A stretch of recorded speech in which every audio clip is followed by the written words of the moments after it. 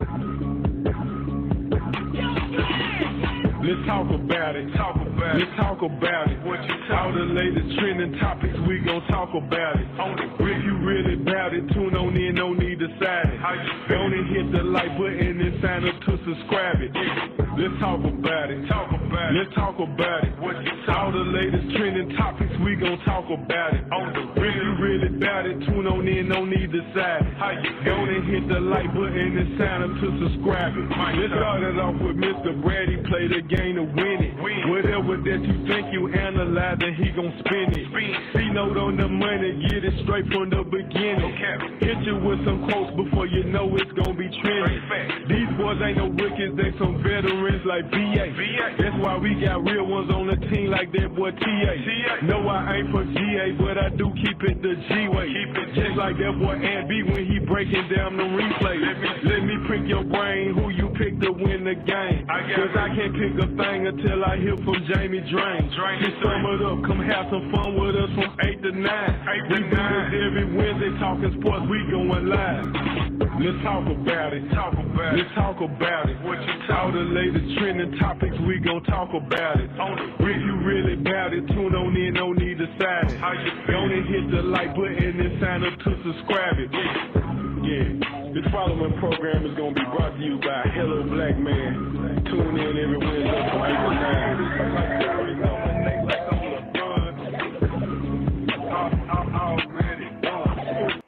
Hey, I ain't gonna lie, man. I'm real jealous about that. I already won. I like it just flow the whole thing. The whole thing flow, man. Like everybody's part is so dope, bro. Shout out to my cousin Dre, man, for making. Hey, Jamie, you remember we had that team that we were playing with? The name of it was already won. Like when I hear, I'm like, where you get that from? Like that, it just is dope, man. Man, shout out to the artists. Shout them out one more time. C-Note. Yeah, my cousin, man, Dre. Everybody call him Dre. So he's the producer, did the beat, did the lyrics of the song, and he brought it all together, man. Shout out to Dre. Hey, it's dope, man. It's absolutely dope, man. Hey, welcome back to another episode of Mike Talk Podcast. Of course, we ready to rock and roll with you all tonight, man. Like I said, when I tell you Wednesday comes around so fast, boy, do you understand how fast Wednesday get here? I swear we just did a podcast last night. That's how it feels. It just feels like it's coming around super quick, super fast. But like we always have a great show. I had guys at work asking me like, "What y'all gonna talk about tonight? What y'all gonna talk about tonight?" I said, "You got to tune in. You know, we'll start putting some snippets out there to kind of get you reeled in, kind of like a little trailer and stuff like that. But we got a great show lined up for you tonight. Glad to have the guys back with us. We're gonna go straight to the NFL first, and we're gonna talk about quarterback play. You got a lot of new quarterbacks in the league. You got some veterans in the league. You got some people like Josh Allen that I don't know why he's out there. You got those people in the league. You got a lot of quarterbacks in the league, right? But the question tonight, I know I hate it, bro. But the question starts out tonight is, as a coach, you are a coach. Would you prefer an elite quarterback who excels in the regular season but struggles in the playoffs, or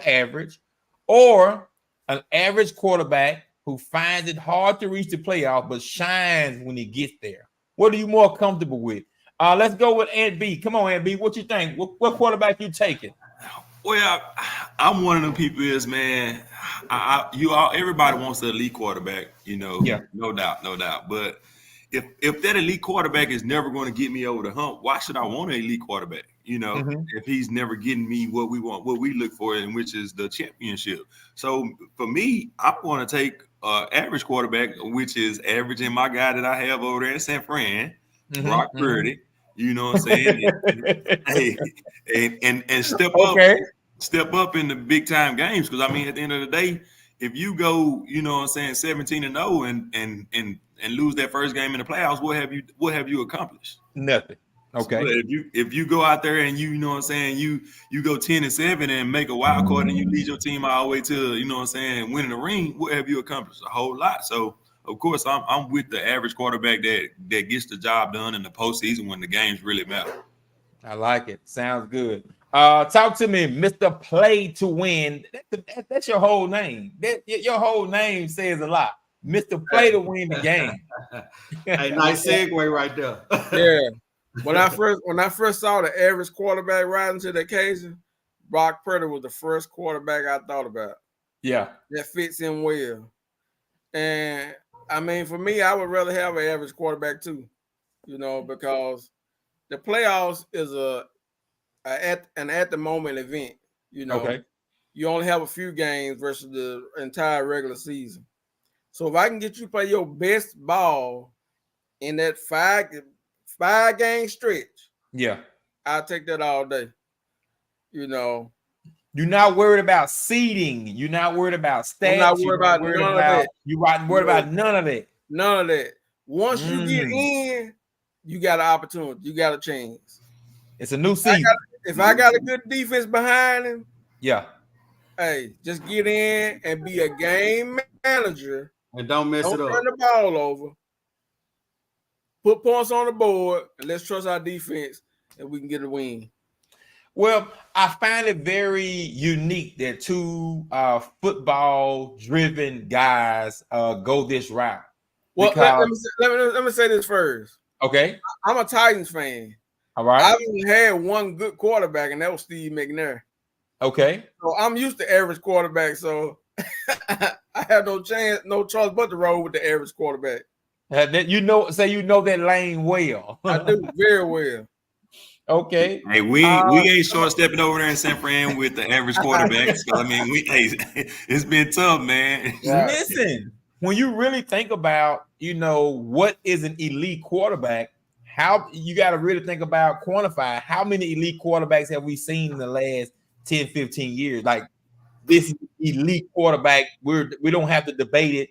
They're in the elite talent pool. You're talking about out of 32 quarterbacks, 4, 5 max in a season, and have they won a Super Bowl every season? Like that's something that the math probably doesn't do the math, right?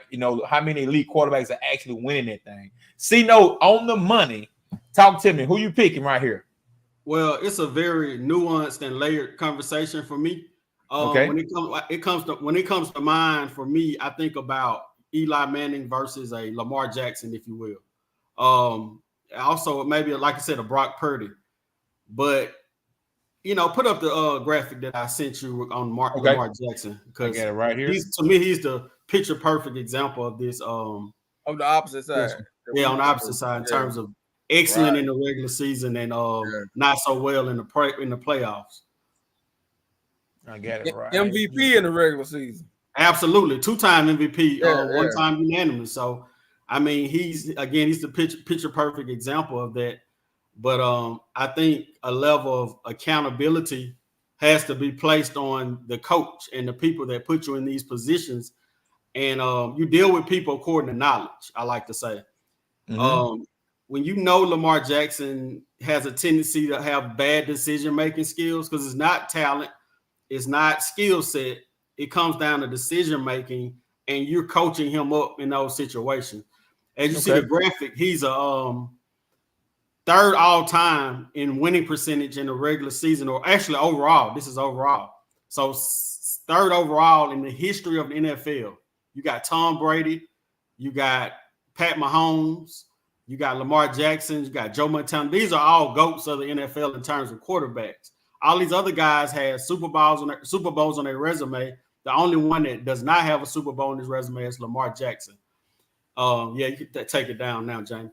But as I said, you deal with people according to knowledge. And when you have the knowledge that Lamar Jackson is mistake prone and has a tendency to make bad decisions, you got to play according to his strengths. Like this year, for example, you had Kansas City in the playoff game versus Lamar. They ran the ball a total of, I want to say, 4 times with the running backs. 4 times. The best rushing team in the NFL over the past 5 years did not play to his strength. It made him vulnerable to mistakes. And I guess they made him more of a passer. They leaned too much into that.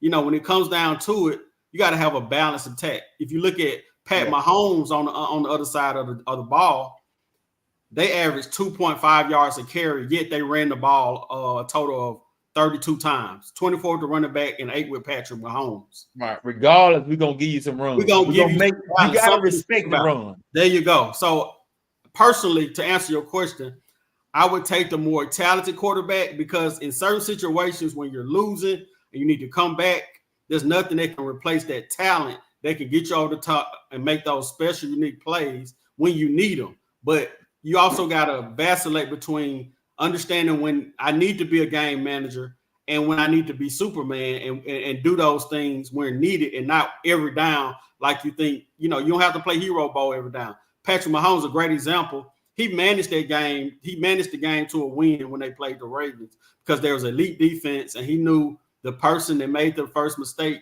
would lose the game. And lo and behold, Lamar threw the ball in the interception in maybe triple coverage in a very clutch situation. But had they been running the ball and playing to his strengths and managing the game in a way, and then in those special situations, circumstances, allow him to be Superman, kind of like when he beat the 49ers on Christmas Day. I think he has the ability to take you all the way over the top, no matter the circumstance. I like the flexibility to have a talent that can play in the most dire situations when you down by a lot, or when you got the lead, or when you just need him to just be steady. The more talented quarterback has all of those options at his disposal, and the game manager can only manage the game when it's within striking distance. So I would take the elite quarterback and coach my way to the victory, and use his talents when needed. Yeah, listen. I'm gonna have to agree. I know we are not as per se football guys, but I'm gonna go with the elite quarterback, even if he's struggling, because his talent level and ability is there to do more. It's optional. I've had Jason Campbell, I've had Patrick Ramsey, and I know one thing. I know one thing. When we're down 14, I can go outside. When we're down 17, that game is over, baby. There is nothing my quarterback can do. I don't have a shot to come back from 20 down, 17 down. Like, that's a wrap. That game's over. Like, okay, who we play next week? So even if they're struggling, an elite quarterback can have a 21-point quarter. They can have a 24-point quarter to where they're, back-to-back touchdown drives, and we right back in the game as a one-play game. You think the Titans, you can at least go back to saying I've had an elite quarterback for a sustainable amount of time in your lifetime. The 49ers in your lifetime has had sustainable. This is a Steve Young, Montana. Like, you were around for that. I had Mark Rippon for a season. He had one great season, really. Everybody else is a far cry memory for me. I can go through a list of quarterbacks that you wouldn't want quarterbacking Colin, that I have had to sit through season after season after season. And when I tell you, I knew the game was over, down 10-0 first quarter, I'm like, okay, we can't come back. Like, this guy cannot put up 300 yards when it matters. Yes, I have had Kirk Cousins. Kirk Cousins is the captain of the 200-yard fourth quarter, the absolute beast of the 200-yard 10-point fourth quarter while we're down 30 points. Like, he's going to put the yards up. And B, Blazer, he's going to put the yards up in the fourth quarter against the soft zone while all they're doing is giving us yards to eat the clock up. Like, okay, y'all down 17, we're going to give you 10. And the game will be over once we get the ball back with a minute and 2 seconds left. I too will take the elite quarterback and try to put myself in position to what are your strengths? What is the defense giving us, and play to that. And let me interject something else. If you think about it, the average quarterback game manager guy, you can't teach him to be talented. You got what you got. True. The upside has a cap on it. But when you have the talented quarterback, once you figure it out, or once you reach that delicate balance when he understands decision making and you know how to coach around his flaws, you had the potential to be a dynasty. The sky becomes the limit if he can figure out that little niche that can get him over the top and over the top and reach his potential. I like it. This is a great segue into our next question of the night, and it is NFL opening night. Big game, opening night, Ravens versus Chiefs. Ravens being on the road. How do these teams match up? And I want you to make a call, first call for the new season, and who do you pick to win? Let's go with you, Mr. Play to win the game.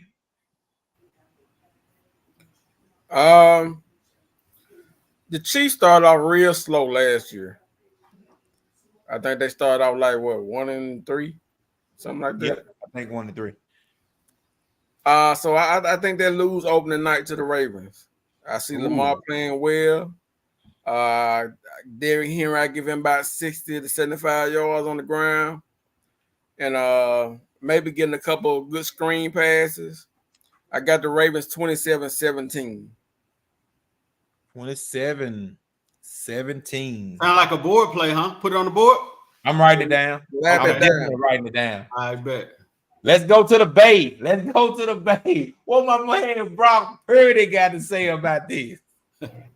Hey, man. Like you said, Ravens did. I like the fact that, of course, I don't like the Ravens because they have beat me, a couple of times the last time we ran up against them. But I kind of like the Ravens in the opening night matchup as well. I think with the addition of some pieces that they got over there on the defensive side, where baby, and then Patrick Mahomes has to really have. I don't know who his go-to receiver really going to be this year. They got some rookie receivers that that's going to have to step up to try to help him out. And then losing some guys on the defensive side, where the Ravens, still added some more talent at the receiver position as well. So I'm kind of leaning towards the Ravens on opening night. I give them, I say 24-21. That's my prediction on that game. Look closer. Maybe a late game score. Yeah, a late game and the winning field goal at the end. I got you. I'm gonna go next. I'm reserve the Baltimore fan to go last. I'm going Kansas City, right? I'm going elite passer quarterback. First game, I think they understood what they had to overcome to get deep into the playoffs last year. I think they tried to come out on a high note. I think the Ravens, when you're talking about installing a Pro Bowl running back, yes, all he's doing is running the ball. Yes, it should be plug and play. But they still have to figure out lingo, coverages, things of that nature. It's one off season where you're talking about an elite quarterback with a full off season coming into, and he's throwing the ball. He's doing what he naturally does. Blocking scheme and things of that nature. The Ravens are going to be good. This is not going to be a 35-3 game. I think it's a 8 to 11 point spread. I think Kansas City comes out, puts points on the board. And if they put points on the board as they naturally do, or as they did at the end of the season last year, that's going to force Lamar to do more with less. He's going to have to possibly abandon the run game. If they go down 14-17, do the Ravens have the consistency to continue to feed the ball to Derrick Henry regardless of the score? So I'm going Kansas City. I'm going Kansas City 2017. I'm going KC 2017. Still a tight game. Let's go to Baltimore. Let's go to big Baltimore. Yes, sir. We're here. Yes, sir. Talk to me. I look at it from a standpoint of which team has the biggest curve of normalizing their normal way of doing things. You got Kansas City, kind of uncertainty at the receiver position. Yes, they have a running back, but I don't know if their identity is intact yet necessarily. How do they want to play? How do they play towards their strengths? Is Pat Mahomes comfortable with everyone beyond Travis Kelce? Mm-hmm. I would say no. One thing working in Kansas City's favor, they're at home. it's very difficult to beat them in Arrowhead. And Baltimore does, on the other side, play well on the road. And obviously they play well in any kind of elements. And as far as the revenge factor, Lamar has a very good history of rebounding from mistakes. I think the revenge factor of the Baltimore Ravens is going to come into play here. Lamar is going to have a very stellar game, solid game. I can see 215 yards passing, 70 yards rushing, 3 touchdowns total, 1 rushing and 2 passing. I think Derrick Henry is going to be insert a new commitment to the running game from a running back's perspective. They're going to utilize play action. Mm-hmm. Kansas City lost their best cornerback, arguably one of the better cornerbacks in the league. That's true. There's going to be a hole that I think Baltimore is going to expose. Zay Flowers is going to, he got off last year with almost 2 touchdown game, over 100 yards in the playoffs. Who you think is going to guard him now that their best cornerback is not in play? They have the Ravens have 2 really good tight ends. I think it's going to be a very balanced attack. I think it's going to be a relatively easy win for Baltimore. I would say a 10-point victory. I'm thinking 30-10. I'm sorry, 30-20. 30-20. That's a big, that's a pretty nice jump there. 30-20. That's what we going. 30-20. I also see boy. I think Lamar throw about 250. Without Snead out there in that secondary, they're breaking in a lot of young new corners out there. That's my point. Yep. And they're gonna have to respect Derrick Henry running that ball. So they're not gonna be able to just play the pass. Otherwise Lamar Jackson read option with Derrick Henry is gonna get you 5 yards a total. So they're going to have to make a commitment. You can't play both the run and the pass. I think it's going to be a relatively easy win. Again, 30-20. You got the Ravens putting up 30 in Arrowhead. Absolutely. 30 points in Arrowhead, week 1. That's a lot. That's a lot.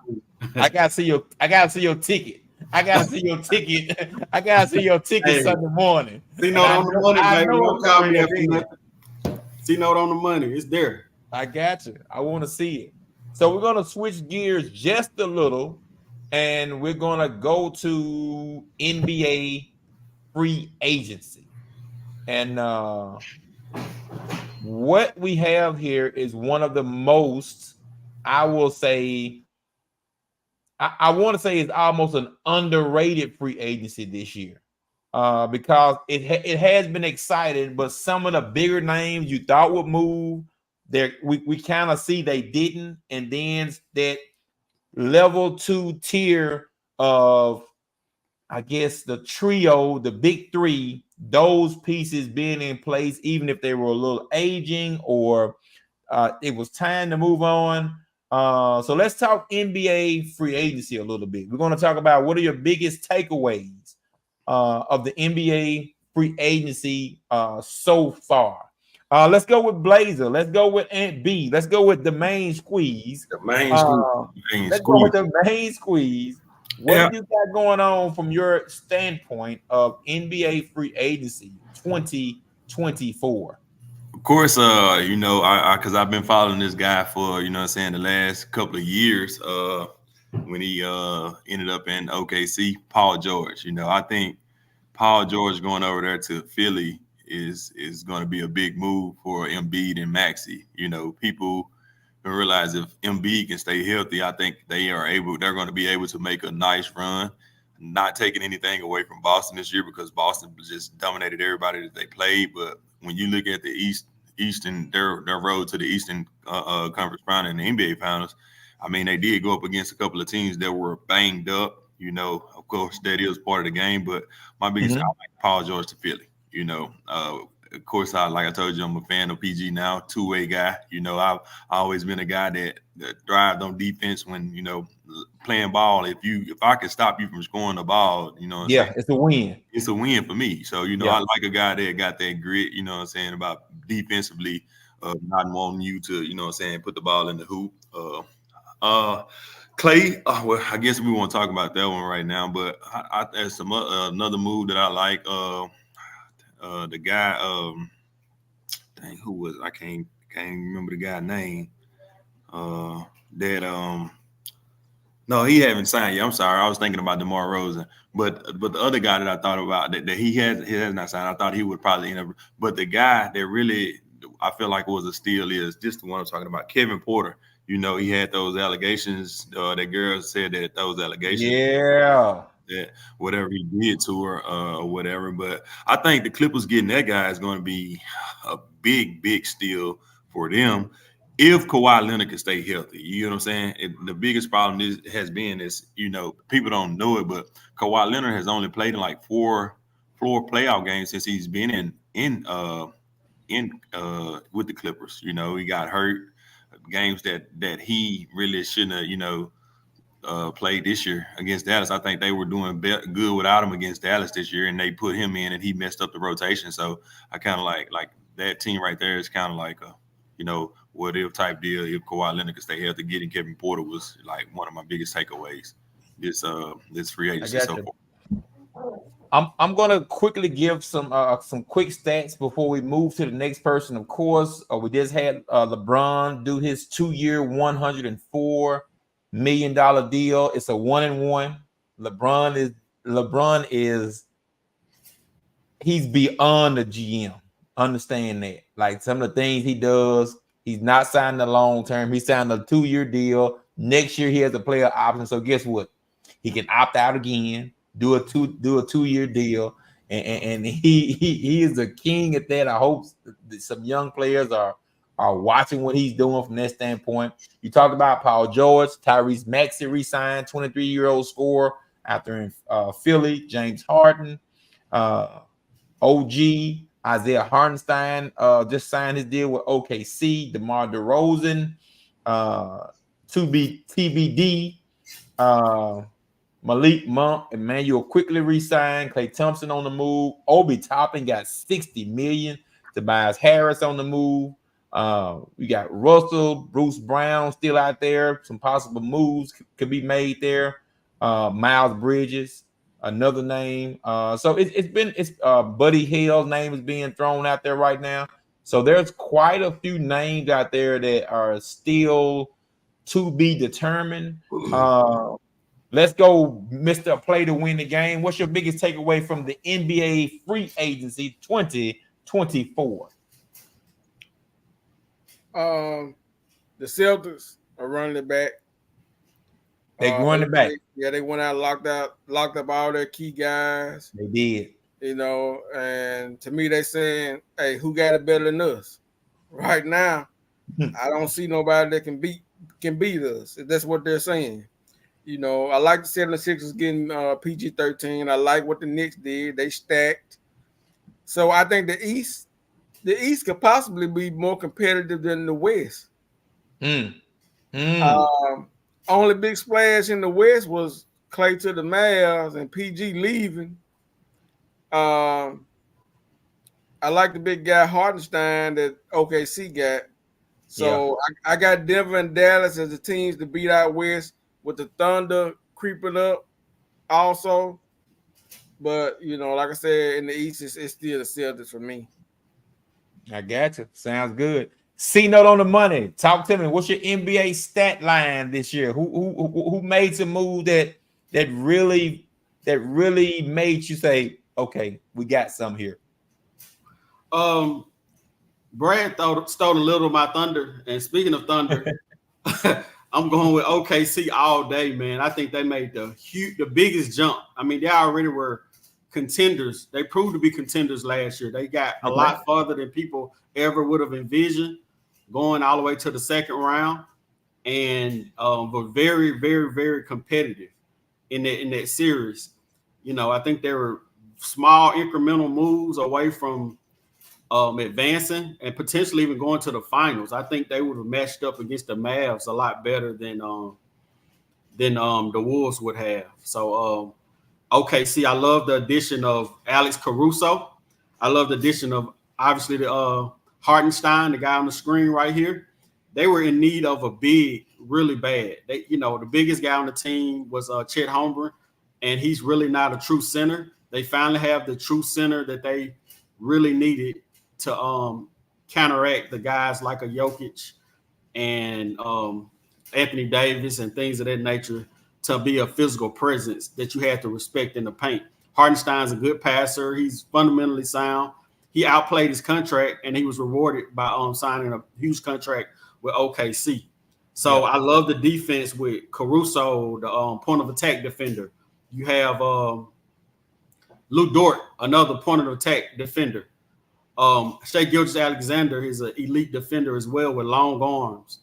One of the best scorers and superstars in today's game. He really proved himself last year in the big moments, and I would argue that he should have won MVP. So you have an MVP caliber player on your team with two great point of attack defenders, two good wings, and both of the Jalen Williams. Then you have what's his name? Chet Holmgren, elite counter scorer, rim protector guy, can stretch the floor, very versatile, power forward / wing guy, in the ilk of a Kevin Durant kind of style guy. Then you have, again, Hartenstein, the guy that really cements and it glues the team together with that one incremental piece that they needed. So I'm going with OKC. And my other team that I really like, it's controversial, is my team, Golden State. I don't think we've completed the circle yet, but I think we've made some key pivotal moves around the margins, just small incremental moves with Melton. He's a two-way guard, plays a really good defense. He came from Memphis, and he's a really good guard. We also we just got slow motion, Kyle Anderson. He's very versatile forward, very underrated in my opinion. Came from the Timberwolves, plays a lot like a Draymond Green. He's a point power forward kind of guy. Can bring the ball down court, can make really good passes. Very high IQ guy. He's a glue guy. He connects a lot of the pieces together. And also you got Buddy Hield potentially coming over that we're in negotiations with, that we're finalizing the deal with. Buddy Hield could really fulfill a lot of the role that Clay that was left when Clay departed. He's one of those guys who can shoot the ball from anywhere. The third most prolific three-point shooter in the NBA since after Clay and Steph, I would say. He's the type of guy to explode for 5 or 6 threes in a game. Run off screens. He's a very good fit for our system. Now, in the final piece, they're saying that we're the front runner to go really hard after Lauri Markkanen. If we can put together a piece or a package to get Lauri Markkanen at the 4, it would allow us to play small ball with Dre at the center, with Lauri Markkanen as the 4 at 7 foot, and they can stretch the floor out and allow us to play almost 5 out with Draymond counter facilitating the point guard. Where you got Buddy Hield on the wing shooting the 3, you got Steph Curry, and then you got a Lauri Markkanen out there, and then you have a Jonathan Kuminga slashing. If we can not give him up in the trade and maybe put something together and without giving him up. But if we do have to go with Jonathan Kuminga, I'm all for it. I really want Lauri Markkanen. I think he's a great fit.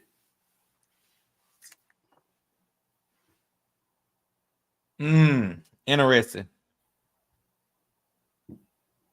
What team didn't do enough? Before I give my quick pick on it, what team did not assert themselves into free agency that you felt like missed out big or missed out on some great opportunities? Let's go around the room real quick on that. Lakers. Absolutely did nothing. It wasn't from lack of trying, They didn't have a lot of, money room to maneuver, but I mean, man, you got to do something. I agree. I think the D'Angelo Russell signing and the LeBron, them not getting Klay Thompson and LeBron signing that max deal recently has really handicapped them in terms of their flexibility and adding to their roster. I'm sure they're trying to pull off a few moves in the 9th hour. I'm hearing some whispers of them trying to get DeMar DeRozan and guys like that, and even Donovan Mitchell type guy. They're always trying to go for the big swing when sometimes you just need to make adjustments around the margins. And sometimes going for the big swing will leave you high and dry in the end of everything. What's the point guard with Cleveland? Not Mitchell. Oh, the shooter that they got. Vanderbilt. Yeah, he comes from Garland. Garland. That's what I heard they're trying to get, Garland. Yeah, I have heard talking to Kyle Kuzma. I did hear that. The Raiders said, "Man, it's basketball. It's football time, not basketball." Man, you missed the show. Late. Where were you at, man? Tell him he late. I think Orlando too, man. Kind of like I think because it was times in the playoffs this year that they did not have a very consistent score.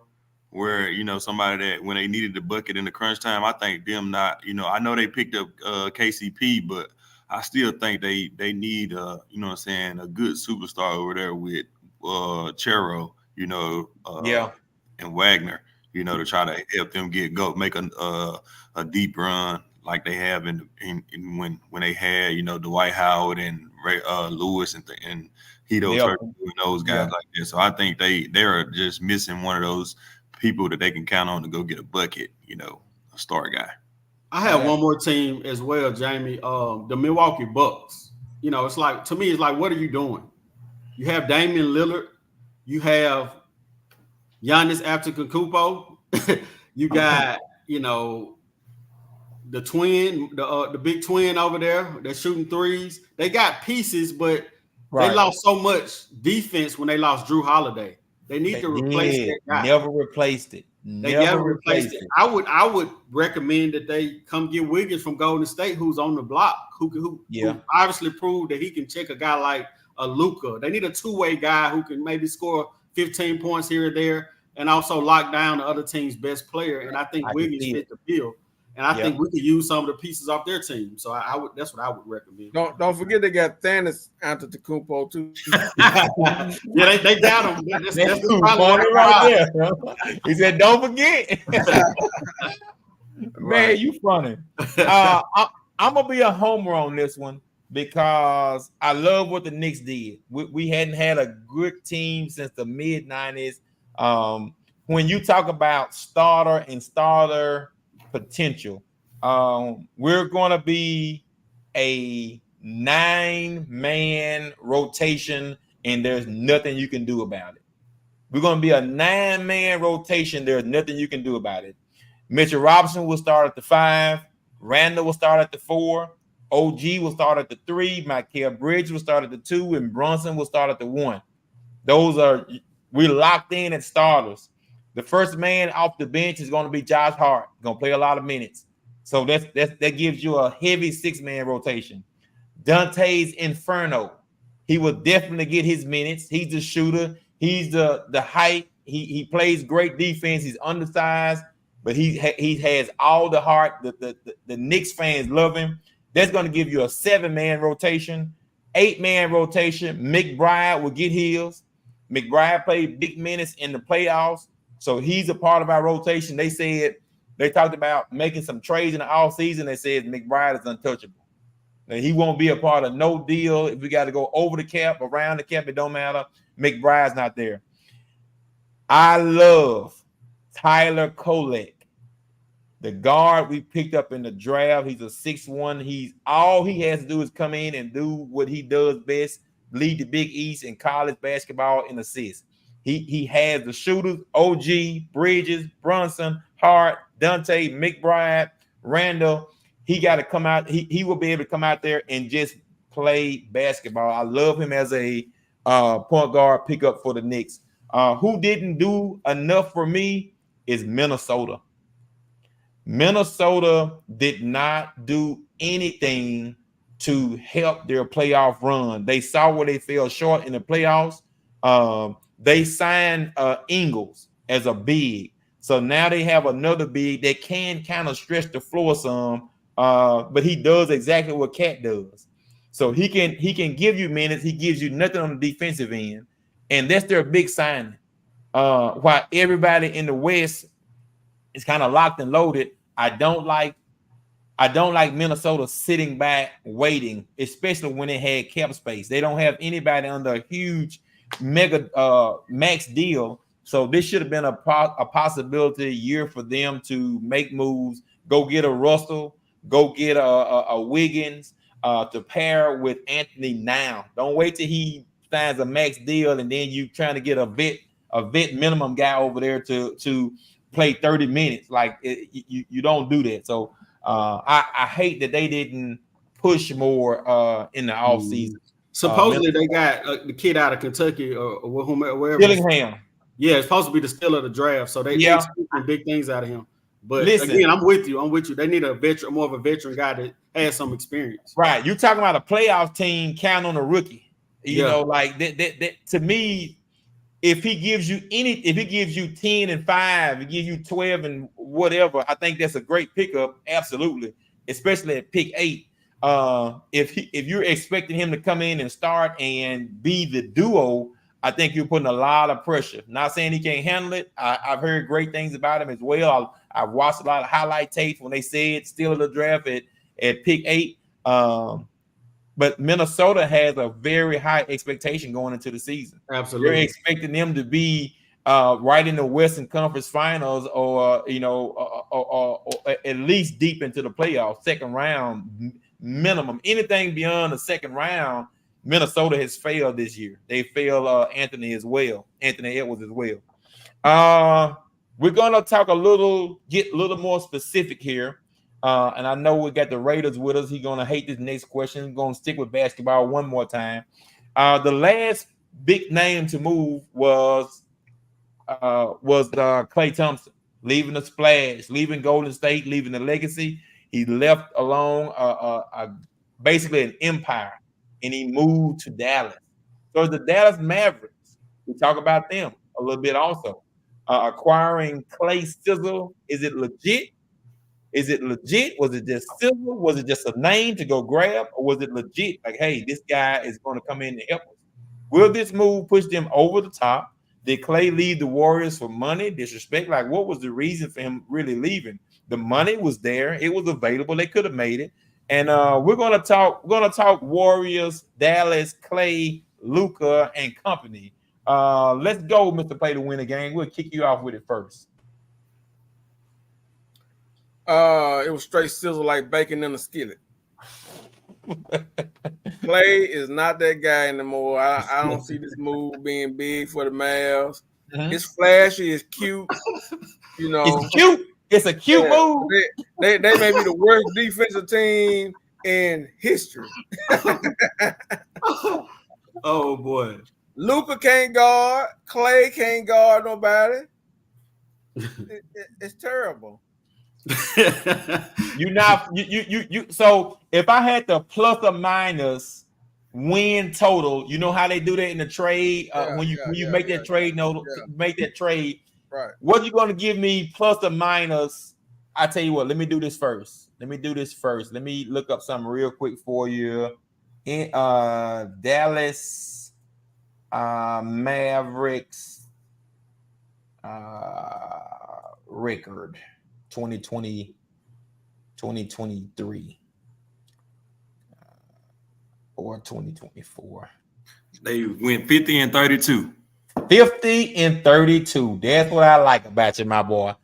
50 and 32. What were they? The 5 or 6 seed or something like that? 5 or 5th seed. Fifth seed. Okay, that's right. Always like this was crazy. They locked up with freaking the Clippers the last couple of years. I don't understand that the Clippers had a chance to get higher than what they were, but they always settled for that 4th seed the last couple, and they ran into Dallas. And Dallas, Luka has just been a big problem for.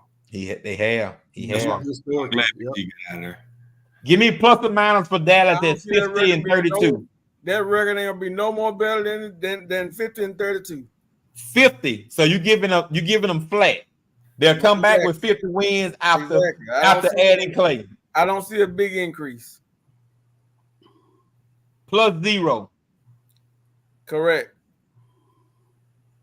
Okay. I like it. Blazer, main squeeze, what you got? Talk to me about this last move. You got what you talking about? I'm kind of like them on the Clay thing, man. I mean, of course, I'm not sold on it because, as you all know, we once already talked about this. Dallas got weaker when they let Dante Jones, Dante Jones, Derrick Jones Jr. I mean, I'm sorry, Derrick Jones. Yeah, They let that guy go, and if you watch the playoffs this year, man, that guy was giving PG fits, as far as like defensively, like they was getting mad. Like James Harden too, those guys were kind of getting mad because that guy was playing that grit defense that I like, So I just think it's another guy that they got out there that can. As far as shooting, I think Clay probably has the better. He shoots the ball better than Dante. I mean, Derrick, not Dante. He shoots the ball better than Derrick, but he got a better shooter. But as far as the defense, yeah, they're gonna struggle defensively unless they make some more moves here. I still see them fighting this year. I probably could see them fighting. You know what I'm saying? Probably in the 6th, 7th seed this year. As far as like. They're not a top 5 team over there right now. I just can't see them. I can't see it happening for them. Give me their win total. I'll do the math. They won 50 last year. How many games they gonna win this year? I think it stays the same as well, or maybe even probably drop 40. I'll take 48 and you know what I'm saying. Give them 48 and 34. Okay, 48, 34. Okay, I like it. Let's go. This guy knows Clay better than Clay knows himself. Let's go with C-No on the money. Let's talk Clay. Let's talk Dallas. Let's talk Golden State. What do you think of this move? And why? And why was this move made? You have a lot more insight than a lot of us do. I'll speak on the B portion, as a secondary part of the question, but I'm gonna speak on the sizzle versus substance aspect of it first. And I think from a regular season perspective, it's gonna be substance, but from the postseason, it's gonna be a lot of sizzle. So that's how I see it. I think they're gonna win maybe 52 games or 53 games instead of 50, because in the NBA, the regular season, there's no defense played. It's a lot of randomness. You only play an elite team probably once maybe 3 out of every 10 games you play an elite team. So they'll demolish the regular or the average teams, and they may have a little trouble with the elite teams. But I do think Clay is going to have a much better season from a statistical standpoint. Mm-hmm. I think Luka and Kyrie are going to draw so many double teams, and Clay is going to have so many wide open catch and shoot opportunities on kick out passes, and that's his forte. He has not forgotten how to shoot. He's not going to be forced into as many bad shots, because at Golden State, you had Looney and Draymond, 2 guys out there who was a zero on offense that other teams can kind of put more attention on Steph and Clay. It put so much pressure on Clay and too much pressure on Steph, drawing double teams and all of this stuff. And the defenses knew to orchestrate all of their attention towards Steph and Clay as far as their shooting and ignoring Draymond in the corner, or not ignoring Looney, knowing he's going to pass, and nobody in the dunker position and things of this nature. So the offense is set up. You got PJ Washington, you got Kyrie, you got Luka. Offensively, they're going to draw a lot of attention. If you would look at the NBA Finals, they missed so many open threes. They could not hit the side of a barn. They did a lot of open shots. When Luka and Kyrie was kicking the ball out, you had, Clay, what's his name? Tim Hardaway Jr. was supposed to be the Klay Thompson of the team, and he got benched. He couldn't hit, he was horrible, throughout the season. They was out, they had guys that wasn't even on rosters last year jacking up threes in the finals that couldn't hit it. So he's going to fill a major void for them. He's going to hit a lot of open threes, and I think he's going to flourish in that system. Again, like Ant said and Brad said, they're going to struggle on defense, especially in the playoffs. I see it similar to how Milwaukee Bucks flourished when Drew Holiday departed, and they filled the gap with a offensive talent like a Damian Lillard. Mm-hmm. You know what I'm saying? Yes, they flourished in the regular season. They were one of the top seeds in the East. Yep. Top 2-3 seed in the East. But what happened in the playoff when things got real and real defenses played? They got dominated in the first round. And I think the same thing is going to happen to the Dallas Mavericks in the playoffs, and first round exit despite having a great regular season. So I say again, sizzle in the playoffs and substance in the regular season. Oh, I like it. They won 50 games last year. How many games will Dallas win in the regular season? So I had 52. 52. Yeah. I'm actually higher than that. I think they improved 5 games. I think Clay, statistically, from a shooting standpoint, from an ease of operation standpoint, I think he is going to win them 4 games alone, just being able to shoot the ball in wide open spaces. His stats from last season based on minutes per game, he is a quality starter that can shoot the basketball. Like I know he's never been a great defensive player. Like he's been athletic enough to be in the way, but he's never been, oh man, Clayton, lock somebody up for the whole 40 minutes. But he has been adequate. And a lot of times when people are labeled as shooters or as offensive players, they get no defensive credit. I'm gonna push back a little bit on that. Come on. I'm gonna push back a little bit on that, Jamie. Prior to his injury, I know over the last 3 or 4 years, he hasn't been good at all on defense. But prior to his injury, he was known as an all defensive team player. He made our defensive team once or twice. He played really good defense on the Kyries of the world and things of that nature. And he was known as probably the best, one of the better 3-and-D guards in the NBA. But I agree with you 100%. Since that injury, matter of fact, he had the worst defensive rating on the team out of any of the starters, even lower than Steph last year. That's how much of a defensive liability he's become since his injury. But I think this is what happens, though. When you have a wounded dog, that's who you're going to attack. Oh, right? Absolutely, yeah. Right. So as an offensive player, if I'm the best offensive player, I'm switching until I get the matchup with Clay. So it's kind of like when you talk about who gets arrested more, one race or another race, it's going to be who gets pulled over more. Right. If I'm getting pulled over more, I'm definitely going to have the more arrests. So and when think about what you're saying, it's Luka and Clay on the floor. So not only are they going to be seeking out Clay, they're going to be seeking out Luka as well. I got you. And Kyrie is also not a good defender. I agree with you, but they're going to just outscore people in the regular season. Regular season, exactly. In the regular season, they are just going to outscore you. They're going to have more 30-point quarters than you can keep up with. Even defensively, if they're giving up 27, 24 quarter, 25 a quarter, the second and fourth quarter, if they give you 2 30-point quarters, you down. You down 14 going into the fourth quarter. It doesn't matter at that point. They can slow ball you down until the game's over. I'm with my guy Douglas Cobb here. I have them at 55 wins, and I have them going out of the playoffs the exact same way they went out this past finals. Gentlemen's sweep, 4-1. First round. I have them going out first round, 4-1. When they put that pressure on those guys to make stops and in those passing lanes get tight, like they're doing it in the playoffs, I think it's going to be a problem for them. And I think the communication between Luka, who I absolutely hate to watch him play basketball.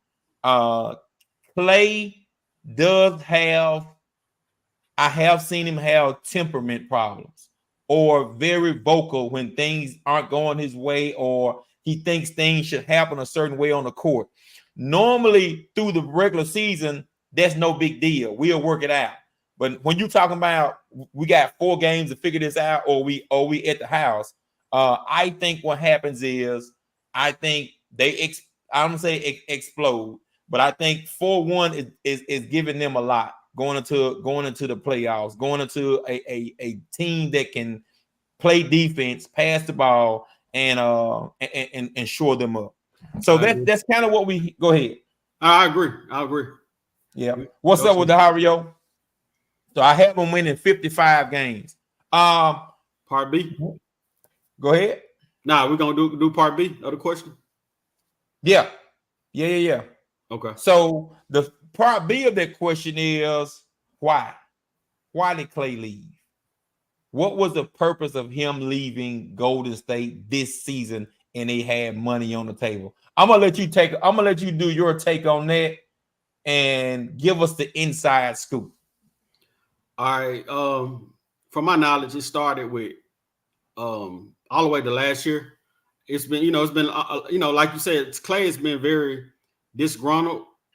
I'm gonna push it all the way back to the injury when he suffered his ACL in the finals, and also ended up turning his Achilles as well.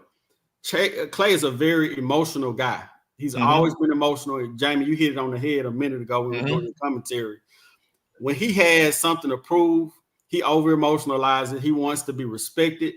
If you go back to a comment that Charles Barkley made on TNT, he said something about, Clay being left out the top 75, and Clay came on the interview very, aggravated and he was heated. He was heated when the interview started. He was ready. There you go. I seen it.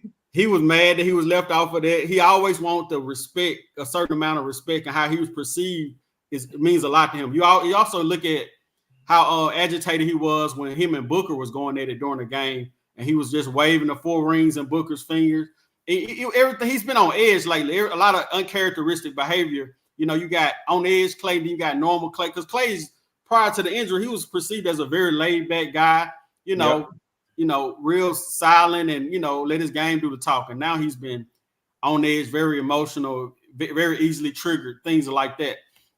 So that trip on his shoulder, he's went on into the season. And again, like I said on the previous show, he had a bad playoffs against the Lakers, his last 3 games, and didn't score over 10 points in 3 games straight.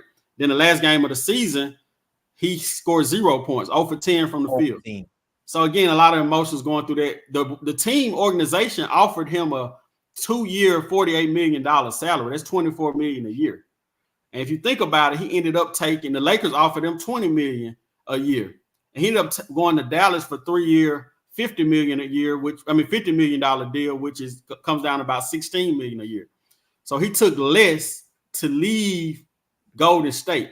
So that tells you right there that he had a lot of disgruntledness and a lot of emotion tied to Golden State and the way they treated him. You also got to look at when he was benched in favor of Brandon Podziemski. That really turned the tide. The word is that Clay didn't like the fact that the Warriors paid Jordan Poole. They played Wiggins. They just delayed and kicked the can down the road on paying him. But historically, if you look at Golden State, they always wait till the 9th hour to pay their vets. Draymond Green had to wait till the 9th hour to get his contract. Yeah. And Stephen Curry ended up waiting, till the 9th hour. They paid him. They didn't pay him the first opportunity when it presented. They like to see their cap situation and see how it fits, get all the pieces, and then take care of that on the back end. That's historically how Golden State handles their business. But the problem was that Clay is very emotional, that his emotions got in the way of being patient and waiting till that time came. Again, he rejected the first deal worth $24 million. So eventually they said, I think I sent you an illustration where proof that the Warriors, that he asked the Warriors to maybe give him a deal worth 20, and they told him to wait again. Yeah, right here. And it says reportedly made a final offer, front office. They wanted him to get roughly about 40 million, and Golden State expressed that they couldn't do it yet. Basically, they wanted to wait until they got through with free agents because they was dealing with the Paul George. And in the organization defense, why would you come back with the same team only to not make the playoff again in the midst of Steph Curry's prime? So I think the organization prioritized making Steph Curry prime a little bit more of a competitive team as opposed to giving Clay all the money he wanted and then being left with not enough money to make adjustments down the road in order to compete. So again, Clay left with that chip on his shoulder. He wanted to lead the organization to prove that he still had more left in the tank, and he selectively chose, obviously, the Dallas Mavericks to demonstrate that. Oh, I got it. I love it. Hey, we have had a phenomenal show tonight. I want to end tonight off with some go around the room. Of course, we're going to do our parting shots. We're going to start at the bottom left hand corner. Hold on, I want y'all to see something and just like how my cousin has rocked with me.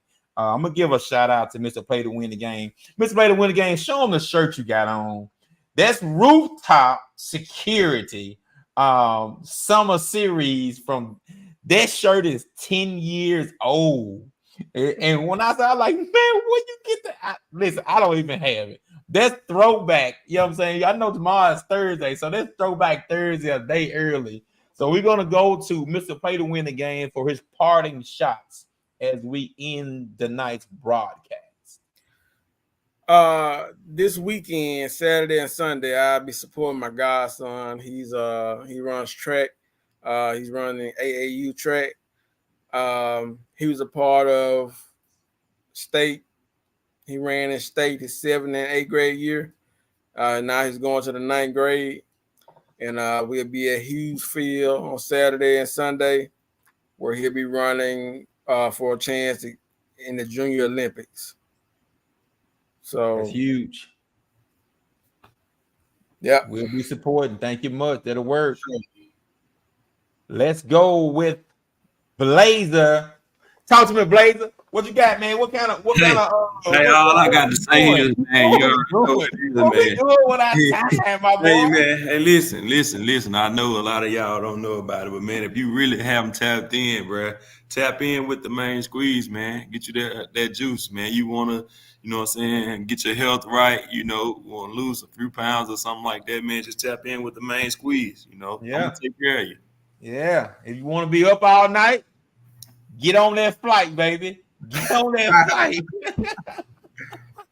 Hey, man, shout out to the main squeeze, man. If you go back to our last broadcast, I know you were kind of ripping and running, but we posted you. We making sure that your name is out there, man, and you have a great product. Absolutely phenomenal product. Appreciate it, man. Let's go. C-Note on the money. Talk to me. You muted. All right, yeah, I got a message sent to me the other day that I looked at. It kind of hit me. You know, I thought it was something I wanted to share with everybody. So basically, it was kind of illustrating that when you're going through a lot of tough times, a lot of things that you're uncomfortable with, you know, just basically you want to, you know, sometimes God use failure to get you out of the familiar. You know, sometimes you get comfortable in your ways, and you know, you look at it like a zone. You know, you in your zone, you comfortable with your pay, you're comfortable with how you feel, but you know, are you doing your best? Usually you're not. You know, look at it like a NBA zone versus a man-to-man defense. When you're in the zone, you're in your comfort zone, you don't have to go far, you just play in the area. But when you're in a man-to-man, you have to, you know, you're responsible for guarding that guy, you're pushing yourself to the limit, you're on that island, and you have to, you know, contribute at a higher rate and make more sacrifices and be submerged into more blame if you don't do well. And that's the risk sometimes you got to take. And I just think that helps it come. Also, you look at it like exercise. You have to get uncomfortable when it's first start to really get to the point where you're making substantial, measurable progress. When you can see that growth, you know, it's going to hurt the first couple of days. You got to put yourself and exert yourself to the max in order, and then you got to sacrifice the way you're eating in order for you to see measurable progress. So again, you can't fight against the growth and the discomfort. Sometimes discomfort is the language of growth. You know, you gotta embrace discomfort in order to see the growth and allow yourself to come full circle. So basically embrace the process and keep it moving, and don't allow fear to inhibit you from your growth. Man, that's deep. That's needed. That's deep, and is well received. So for my shout out tonight, I'm going to show you a quick little clip here. I was able to go down to Hazelhurst High School, where I had an esteemed career on the football field. I do have one fumble recovery in Franklin County. I was offsides also. So I'm in the books. I don't care what you say. I'm in the Hazelhurst High School books somewhere. Somebody got my stats. I was number 65. So I didn't have no sexy number or nothing like that. So I wanna give a shout out to Coach Barnes was there as well, Coach Kursky, and Coach Damian Gary, who these guys are pouring into these young men. And I told him, I said, man, listen, I got there. I not a lot of forewarning because I have been telling Coach Gary I was going to come down and talk to the kids. When I got there, he says, you know the coach. Like, your network is everything. He said, hey, don't worry. You here today. We're going to make this thing happen. And one of the things that I noticed, he did not have to go out there and demand anything. Actually, what he did was he told one of the young men, get everybody together. We got somebody finna come talk to you. When we came out, they were at attention. They were locked in. It wasn't no playing around. Like, it was really phenomenal. That was more heartwarming to me than what I came to talk to them about. Just how much respect they showed immediately just in the presence. And so we went over some questions, and those guys were absolutely phenomenal. I'm putting together, all my video from that evening, from that opportunity. And what I liked, what the coaches were doing when the players were speaking or talking, if they wanted more, they demanded it. Hey, speak up. Hey, talk to your teammates. And it reminded me of one of my buddies. He tells me, how you do anything is how you do everything. Right? How you do anything is how you do everything. So they didn't allow them. You can't be mediocre at practice. You can't be mediocre at small things in life and then have expectations to be great. So just seeing how much those coaches are pointing to those young men down in Hazelhurst, you have something. You're gonna have good football players, but you're gonna have some great men that are respectful, that are impacting their community, that they understand, and just how attentive they were. And I had a couple guys on the sideline. They was like, "Hey, it's some good questions in here. Like, this is dope." And so I want to continue to reach out, be a part of that growth. When you see something growing, like you water it more. You see a plant that's growing, that's giving you something, that's giving you some fruit. You're more apt to say, hey, you know what? Let me water this plant a little more. So that shout out to the program down there. I thank you for what you're doing. I thank you for the opportunity. Hazelhurst and other surrounding counties and places. Hey, we'll be in touch. This has been another Mike Talk podcast. Noop, you want to let our audience know about the potential of us moving to a new day? Oh yeah, absolutely. So we got about 2 weeks, and what we will do. I want to keep the Wednesday segment going.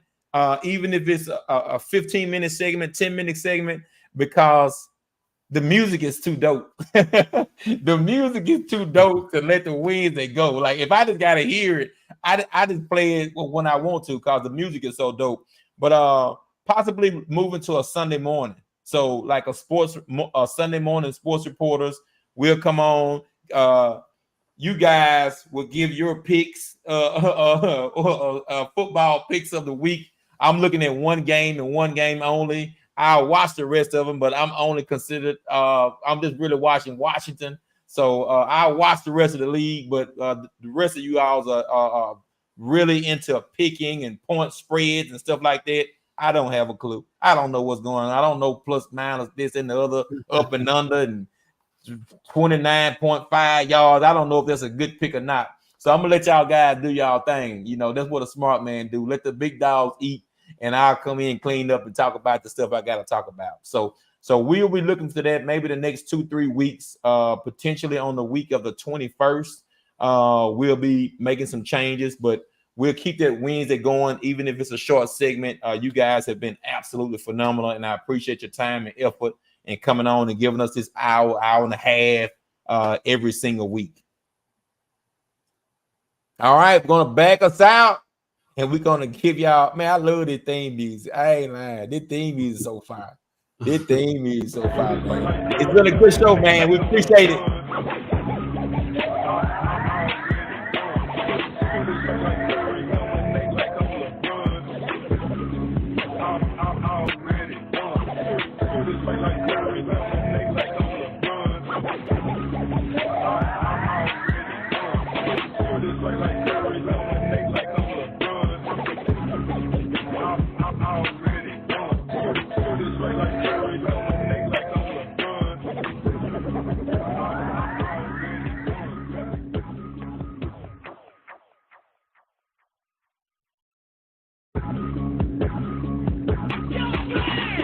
Let's talk about it. Let's talk about it. What you all the latest trending topics, we gon' talk about it.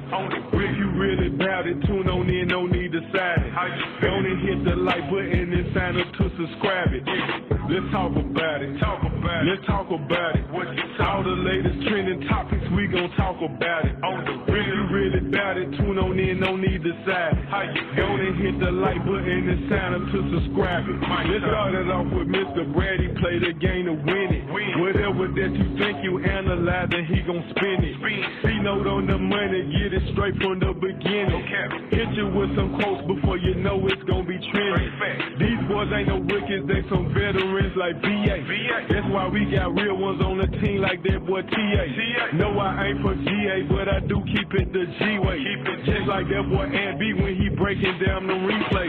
Let me prick your brain, who you pick to win the game. Cause I can't pick a thing until I hear from Jamie Drain. Just sum it up, come have some fun with us from 8 to 9. We do this every Wednesday, talking sports, we going live.